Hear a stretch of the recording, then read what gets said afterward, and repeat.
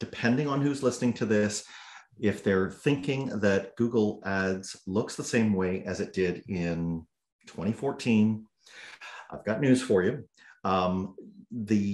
The basics of what is there, the raw basics, the fact that you have a group of keywords and that those can point someone to an ad, which will take them to a landing page, and those are together inside of a group, like that hasn't changed, but pretty much everything else has.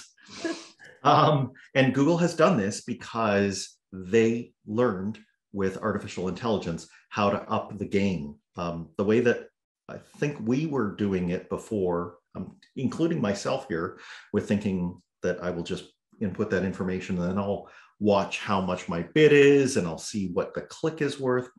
We were doing it in an oversimplified way. It's like we were playing checkers on this board, and Google came along, and with AI, they're now playing chess. Right. And obviously we're not going to win. Like, we're not even playing the same game anymore.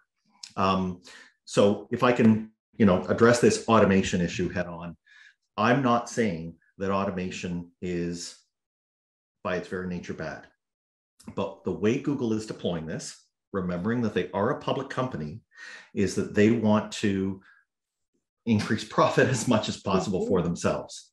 So the way that they have implemented automation is, all things being equal, how does Google completely exhaust its inventory of eyeballs?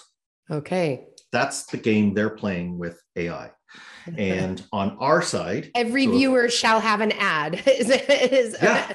Yeah, at the highest possible price. So that's fine. I've stepped on site at a casino too. I understand how that works, right? The house is in it for the house. I'm in it for me or for my client, if I'm speaking as an agency. So what I'm trying to do is find those areas where the automation can help perhaps go into areas that I wouldn't have thought of if I'm still playing this really, little kindergarten kind of game.